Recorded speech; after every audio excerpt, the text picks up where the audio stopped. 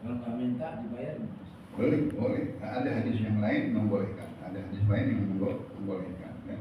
Ini hadis-hadis untuk perang fisabilillah, alat-alat perang fisabilillah di dalam dia memberikannya bukan untuk digunakan untuk perang. Ya.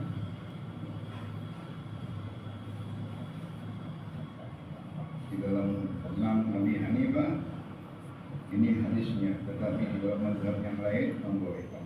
Kalau Rasulullah sallallahu alaihi wasallam, "Man akhadha 'ala al-Qur'ani ajran, fadzaka hadduhu min al-Qur'an."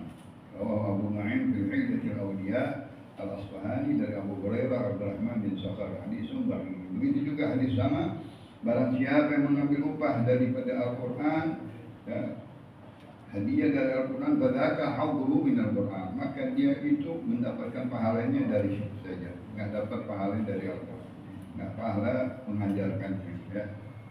Hanya mendapatkan pahala sesuai dengan upahnya.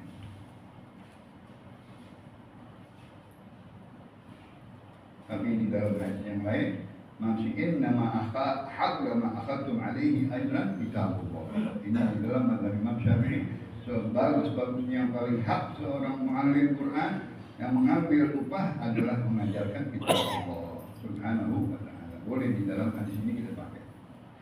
Qala Rasulullah sallallahu alaihi wasallam, "Man akhadha min sunnati fa huwa minni, wa man raghiba an sunnati fa laysa minni." Rawahu Syakir dari Ibnu Umar, Abdullah bin Umar bin Khattab radhiyallahu anhu, hadisun dhaif. Barang siapa yang mengamalkan sunnahku, ya, dia mengambil sunnahku, dialah termasuk dari umatku. Dan siapa yang tidak mengamalkan sunnahku, dia jauhkan dari sunnahku, falaisa minni, dia bukan dari umatku. Di dalam hadis apa? Man akhadha bi sunnati man ahya sunnati wa Abani. Nah, di dalam man ahyana al-nikahu fitrati, man ahabba fitrati falyastanna bi sunnati, min sunnati an-nikah. Juga itu termasuk daripada mengamalkan sunnahnya Rasulullah SAW. Kalau dia meninggalkannya, dia menghinanya, menjelekkannya, atau dia nggak mau, malas mengamalkan sunnahnya Rasul, maka dia bukan dari umat Rasul. Man raghiba an sunnati falaysa Minni. Awalnya man ahabba sunnah, man ahabba fitrati falyastanna bi sunnati. Qala Rasulullah sallallahu alaihi wasallam, "Man akhraja adha min al-masjid banallahu lahu baitan fil jannah." Rawahu Ibnu Majah dari Abu Sa'id Al-Khudri, Sa'ad bin Malik bin Sinan radhiyallahu ta'ala anhu, hadis dhaif. Barang siapa yang mengeluarkan dari sesuatu yang bahaya di masjid, kotoran, najis, sesuatu yang membahayakan burung-burung dan lain-lain, atau kotoran-kotoran binatang, atau daripada batu-batuan atau sampah, dibersihkan dari masjid yang najis, banallahu lahu baitun fil jannah. Masya Allah, dia dibangunkan masjid, rumah di surga. Sekedar dia baru membersihkan aja, dari najis, dari segala kotoran, dari kotoran burung zaman dahulu, dari segala batu-batuan yang najis atau sampah dan lain-lain, dibersihkan masjid, maka dia dibangunkan rumah di dalam surga. Kala Rasulullah sallallahu alaihi wasallam, "Man akhraja min tariqil muslimina syai'an yu'dhihim, kataba Allahu lahu bihi hasanah, wa man kataba lahu 'indahu hasanah, adkhalahu biha al-jannah." Rawahu Tabarani fi Mu'jam al-Awsat. Dari Abu Darda, namanya Uwaimir bin Zaid radhiyallahu ta'ala anhu al-Ansari, haditsun hasan. Barang siapa yang mengeluarkan di jalanan orang muslim, disingkirkan maksudnya segala sesuatu yang membahayakan orang lewat, ada batu, ada lubang ditutup, ada besi, ada tonggak, ada kapu, ada apa, disingkirkan, dibuang, ya, diambil, dibuang. Bahkan mengambil dengan tangan kiri, membuangnya dengan bismillah, mengucap la ilaha illallah. Kenapa? Ada hadis Rasulullah SAW di dalam hadis, al-iman Isnan tasab'una birrah, a'laha qawlu la ilaha illallah, wa adnaha imatatul adha 'anil tariq. Iman itu ada 72 tingkat. Yang paling tinggi kalimat la ilaha illallah, penerapannya, pengamalannya la ilaha illallah. Yang paling rendah imatatul adha 'anil tariq, menyingkirkan yang bahaya di jalanan orang. jalanan kita nanti bahaya, orang semua lalu lintas itu kita singkirin, pas pecah ini ke sungai, disapuin, nah, semua sama.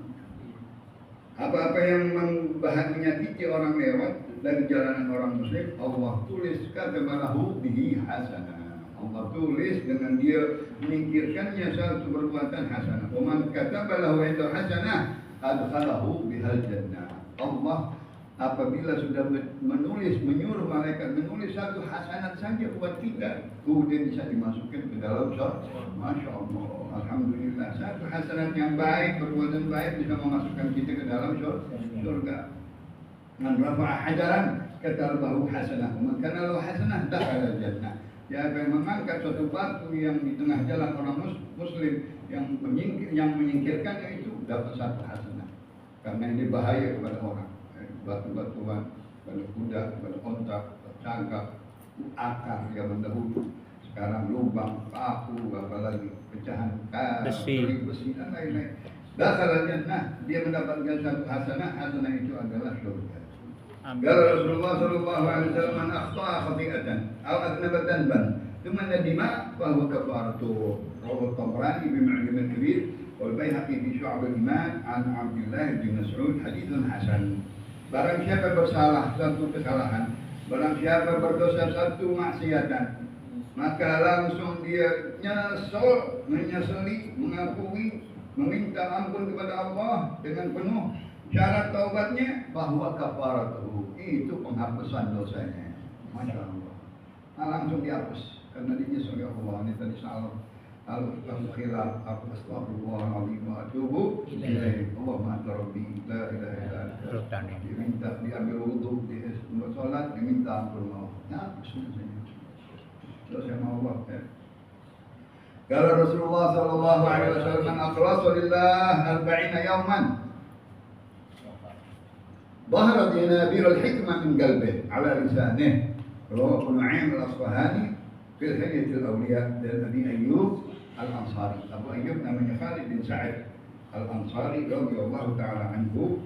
Hadisun dhaif. Barang siapa kata Rasulullah sallallahu alaihi wasallam ikhlas mengamalkan satu amalan 40 hari, ya, amalan sholat 40 hari, bangun malam 40 hari, baca Quran 40 hari, banyak amalan-amalan, puasa 40 hari, ya, amalan-amalan yang dia dawamkan.